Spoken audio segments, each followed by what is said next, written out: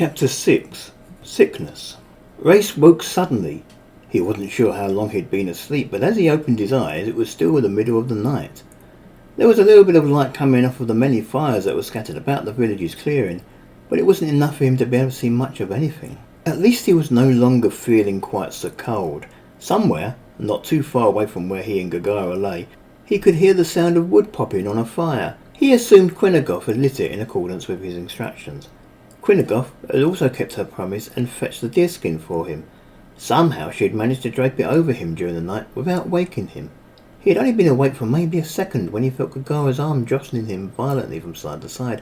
"Handsome! Handsome! Wake up!" She sounded more than a little scared. "I'm awake, sweetheart," Reyes cooed softly to his love. "What is it?" He moved a little so he could sit up and look at her, but the night was so dark that even though there was less than an inch between the two of them, he couldn't make out her features. "Ain't Lammerwort," Gaggara complained. Every word she spoke seemed to be an effort for her, and she took short pauses between some of the words, as if she needed to be in the right frame of mind to even be able to speak. "I didn't want to go without saying goodbye." "Gaggara, sweetheart," Reyes asked worriedly. "What do you mean? Where are you going?" Gaggara gurgled unpleasantly. "They say Lammerwort has a flock for all those who have proven worthy. She didn't continue this train of thought, but after a much-needed few seconds' rest, she said, "I feel very sick. I think I'm dying." Reyes felt a shiver run down his spine at her words. This was the girl he loved more than life itself. He knew she'd been complaining of feeling a little rough earlier, but surely she couldn't be about to die because of it. Almost without thinking, Reyes cast cat's sight on himself. Gaggara was lying next to him, exactly where he had expected to see her. She was lying flat on her back, with her wings folded awkwardly underneath her body. She tried to give him a smile as she examined her, but she was too weak to hold it, and her normally healthy grey body was now tinged with a hint of green. "I love you," Reyes told her. "Please don't die on me." Gaggara smiled weakly at him.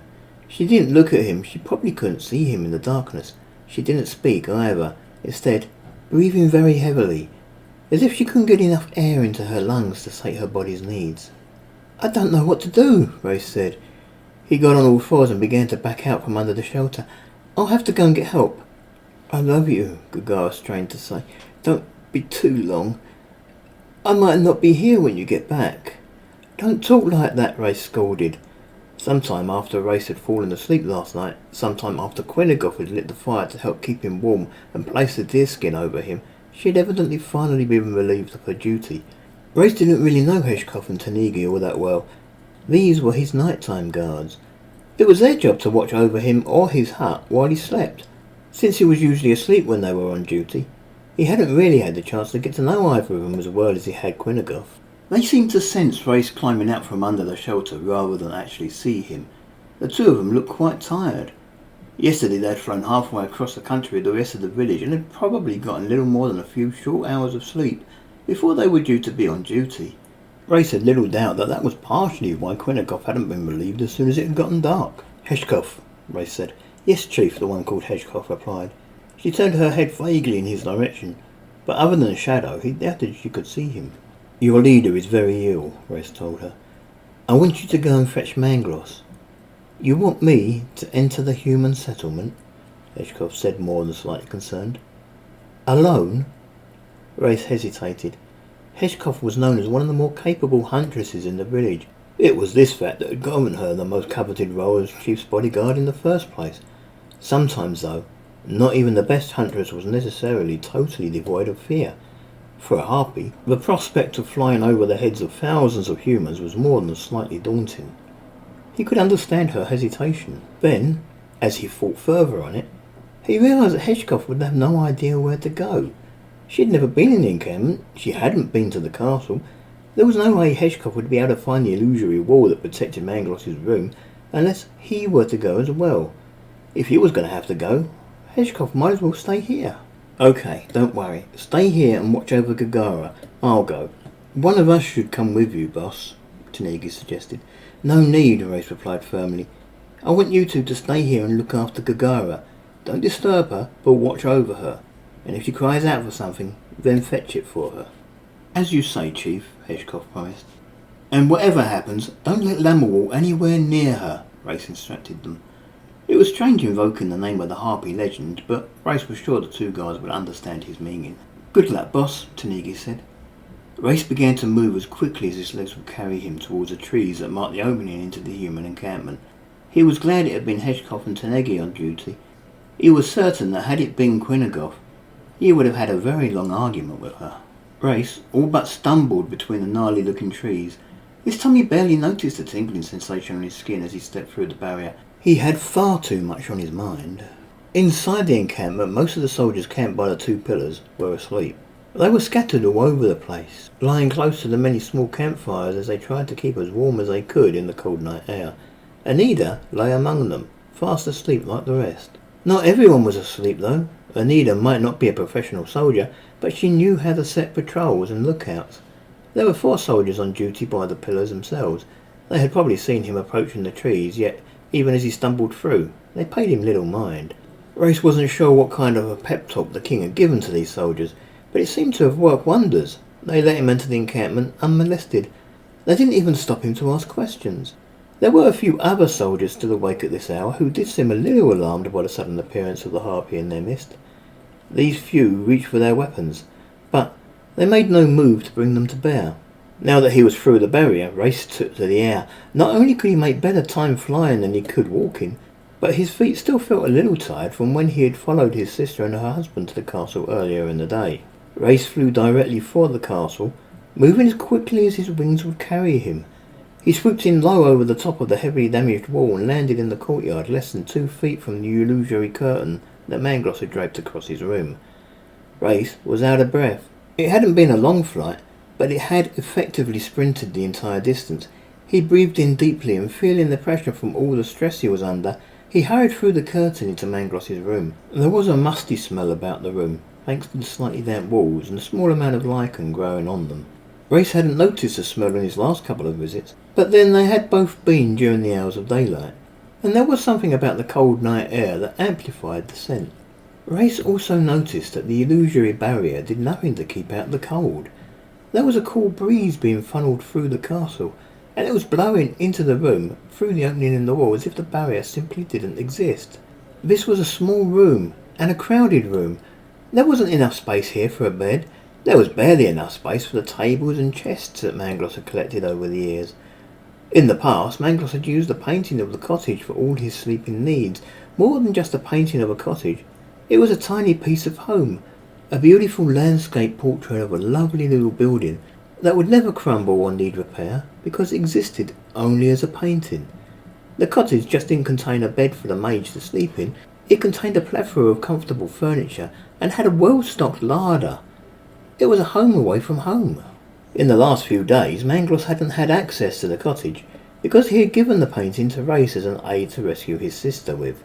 Instead, Mangloss had settled for a few blankets which he had covered himself with as he slept on the floor, the evidence for which Reyes could see in the form of blankets that were lying in a small bit of floor space between the desk that was furthest from the opening and the wooden chest and cupboard that sat against the wall. The blankets were currently empty. There was no sign of Mangloss. The blankets did look a little ruffled as if they'd been slept in recently, but Reyes couldn't be certain. It might simply be that Mangloss had never bothered to straighten them up when he'd woken that morning. Now that he had the painting back, Mangloss really didn't need to sleep on the floor anymore anyway. The painting was back on its hook where it belonged, hanging in a small niche not too far from the hole in the wall, and it was glowing with a soft blue glamour that told Reyes it was currently occupied. Reyes smiled to himself. He had known that the painting was occupied. Princess Alice was in there. Could it be possible that Mangloss was also in there? Maybe the old maid had gotten fed up with sleeping on the cold floor and had decided to use a proper bed for the night. Reyes moved quickly to the painting.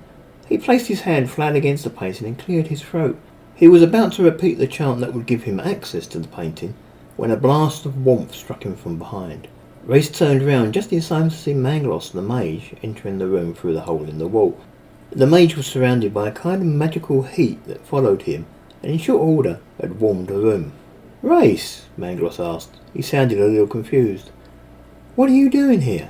"I came to find you," Reyes said, feeling a little embarrassed. I thought you might be in the painting." Call of nature, Mangloss explained. When you get to my... No matter, what can I do for you? I'm very tired. Can't it wait till morning? I'm not sure it can, Reyes told the Major worriedly. It's Gaggara. She's very sick. Mangloss grinned. He placed a comfortingly warm hand lightly on Reyes' shoulder.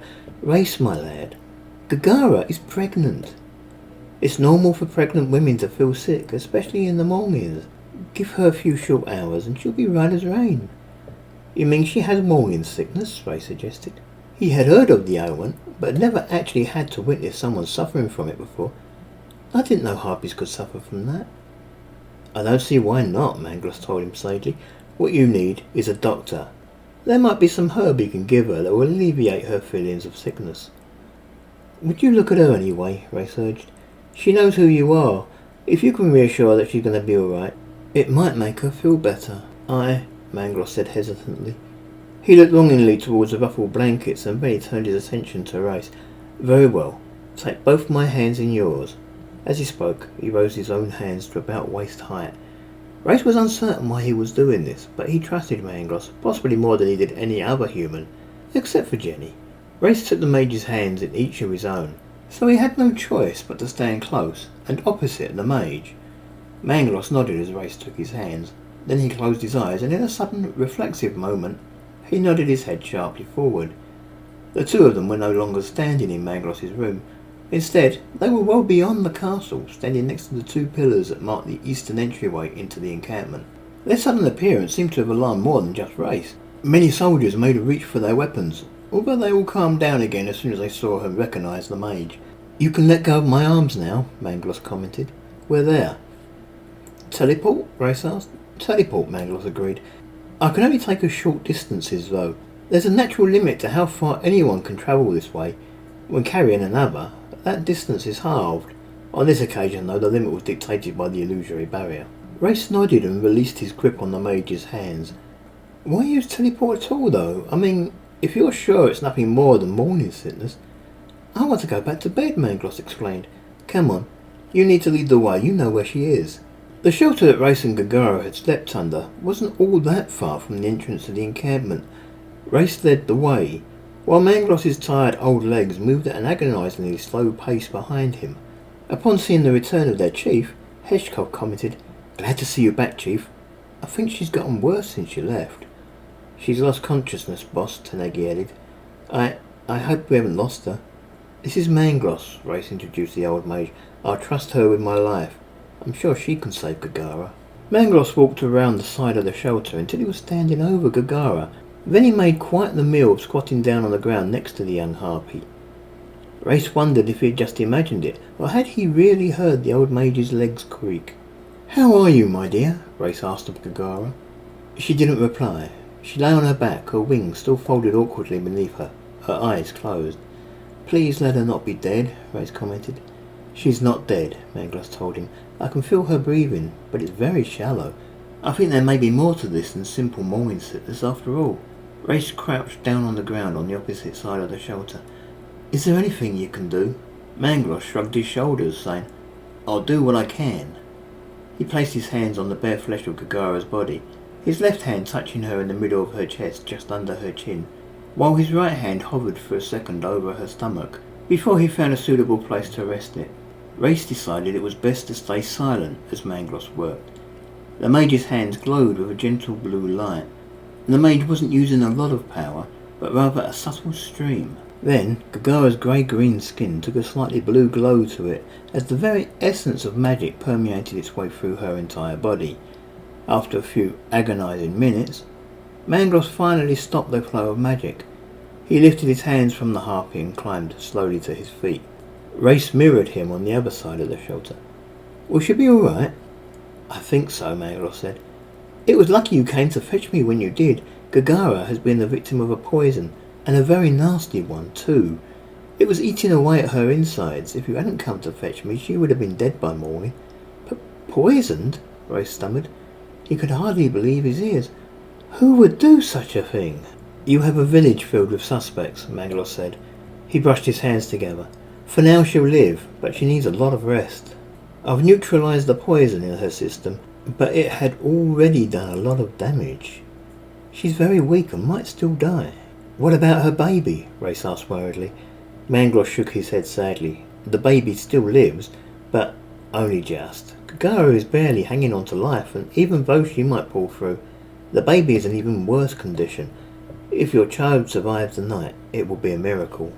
But, Reyes said hesitantly, you might have to choose between girlfriend and baby, Mangloss told him. I want both, Reyes replied. Can't you do anything to save them? What about magic? Couldn't you use regenerate on her? I can't, Mangloss said. Not yet, not in a normal way. I have enhanced the body's natural healing capability, but I didn't try an all-out regeneration spell on her when her organs are this damaged. Such a shock could kill her. Reyes felt at a loss. He stood there with his mouth open. He wanted to make some suggestion, pull a thought out of thin air that would somehow save both his girlfriend and his child, but he could think of nothing. What I would suggest, Mangloss offered, is that we take Gaggara back to my place for the night. Tomorrow I'll find her a room somewhere in the castle where she can recover in peace. I'll be able to watch over her, protect her from any other attempts on her life, and when I feel she's ready for the right spell, I'll help regrow her damaged organs. What can I do? Reyes asked. Mangloss shrugged his shoulders. Get some sleep. Find the one who poisoned her. If you wish, you could come with me and watch vigil over her for the night. Then, if she takes a downturn, you can wake me. You plan to sleep? Reyes said incredulously. I'm tired, Mangloss countered. Besides, there's nothing more I can do till morning. Fine, Reyes said. I'm coming with you. Good, Mangloss replied. You can start by picking her up. Be very careful with her. She's very delicate right now.